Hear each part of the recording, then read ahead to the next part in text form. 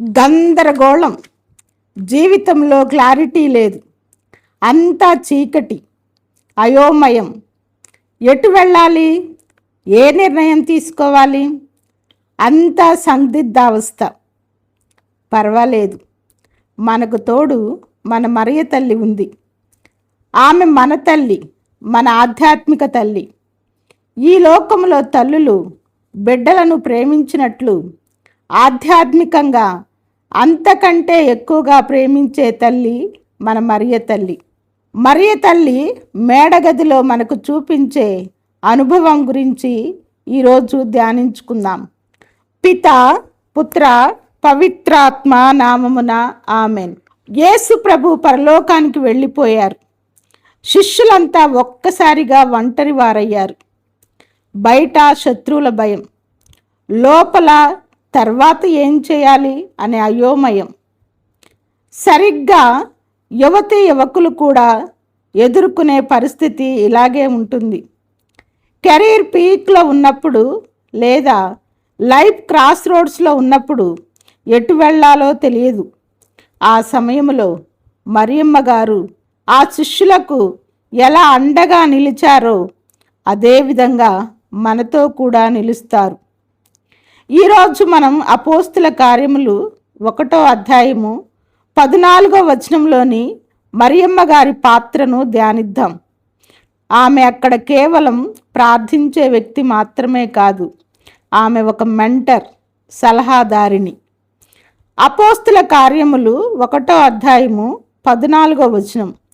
వీరందరూ యేసు తల్లి మరియను ఏకమై ఏక మనసుతో ఎడతెగక ప్రార్థన చేయుచుండిరి. యేసు ప్రభువుకు భూమి మీద అతి దగ్గరగా ఉన్న వ్యక్తి మరియ తల్లి. యేసు ప్రభును పెంచి పెద్ద చేసింది. యేసు ప్రభు గురించి భూమి మీద అతి సన్నిహితంగా ఉన్న వ్యక్తి మరియ తల్లి మాత్రమే. శిష్యుల కంటే, అపోస్తుల కంటే, తనను అనుసరించిన వారి కంటే అతి సన్నిహిత సంబంధం ఉన్న వ్యక్తి తల్లిగా కేవలం మరియ తల్లి మాత్రమే. శిష్యులకు ఆయన గురించి ఎన్నో విషయాలు తెలియవు, కానీ మరియ తల్లికి దాదాపుగా అన్నీ తెలుసు. ఆ భయంకరమైన నిశ్శబ్దంలో ఆమె వారిలో ధైర్యాన్ని నింపింది. ఏమీ తెలియని గందరగోళంలో అపోస్తులు నిలిచి ఉన్నప్పుడు వారందరినీ ఏకం చేసి ప్రార్థనకు ప్రోత్సహించింది మరియ తల్లి. మరియ తల్లి తన కుమారుడు మరణించిన వ్యక్తిగత బాధను పక్కన పెట్టి సంఘం ఆవిర్భావం కోసం శిష్యులను సిద్ధం చేసింది. వివేచన అంటే కేవలం మనం బాగుండడం కాదు, మన చుట్టూ ఉన్న వారిని ఎలా నడిపించాలో తెలియాలి. అందుకే మనకు సరి అయిన మెంటర్స్, సలహాదారులు ఉండాలి. మరి ప్రియమిత్రమా, నీ మెంటర్ ఎవరు? నీ సలహాదారులు ఎవరు? యువత చేసే అతిపెద్ద తప్పు ఏంటంటే సమస్య రాగానే ఒంటరితనంలోనికి వెళ్ళిపోతారు, లేదా తప్పుడు నిర్ణయాలు తీసుకుంటారు, తప్పుడు స్నేహితులను ఆశ్రయిస్తారు. ఈ మధ్య ఇంకా తెలివిగల వారు గూగుల్ లేదా సోషల్ మీడియా సలహాను తీసుకుంటారు. కానీ మనకు మరియ తల్లి వంటి ఆత్మీయ తల్లి లేదా మెంటర్ మనకు చాలా అవసరం. నీ జీవితంలో నీకు సరి అయిన సలహా ఇచ్చే ఆత్మీయ గురువులు నీకు ఉన్నారా? అలాంటి స్నేహితులను సంపాదించుకోవడం చాలా అవసరం.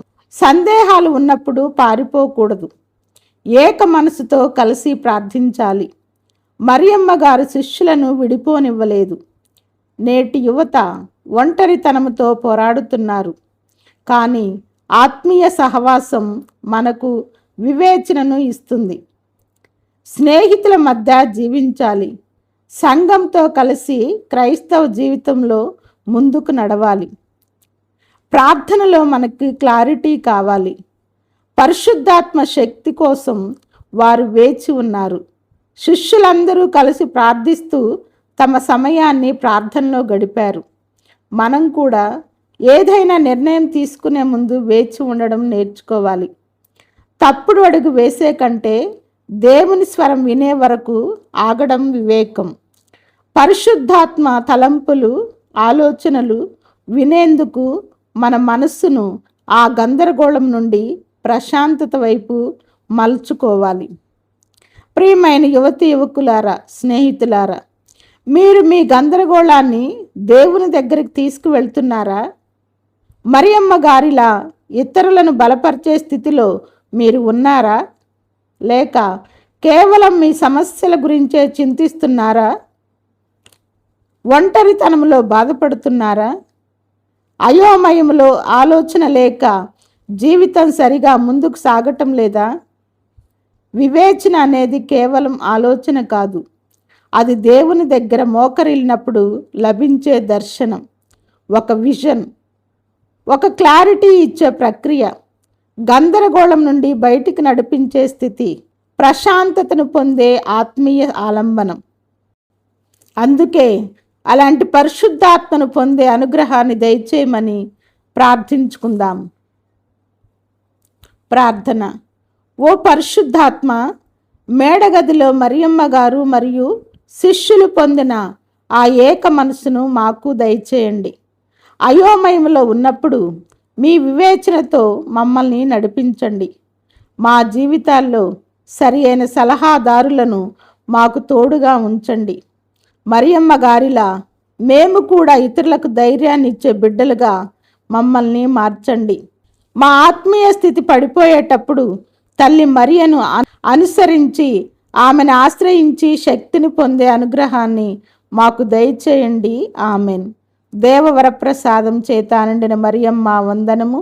ఏలిన వారు మీతో ఉన్నారు, స్త్రీలలో ఆశీర్వదింపబడిన వారు మీరే. మీ గర్భఫలముకు జేసు ఆశీర్వదింపబడిన వారగునే. పరిశుద్ధ మరియమ్మ, సర్వేశ్వరుని యొక్క మాత, పాపాత్మైనడు మా కొరకు ఇప్పుడును మా మరణ సమయమందును ప్రార్థించండి. ఆమెన్. పిత, పుత్ర, పవిత్రాత్మ నామమున ఆమెన్. ప్రియమైన స్నేహితులారా, ఈ వీడియో మీకు నచ్చినట్లయితే లైక్ చేయండి. తల్లి మరియ గురించి తెలుసుకునే అవకాశం కొరకు అందరికీ షేర్ చేయండి. Thank you. God bless you.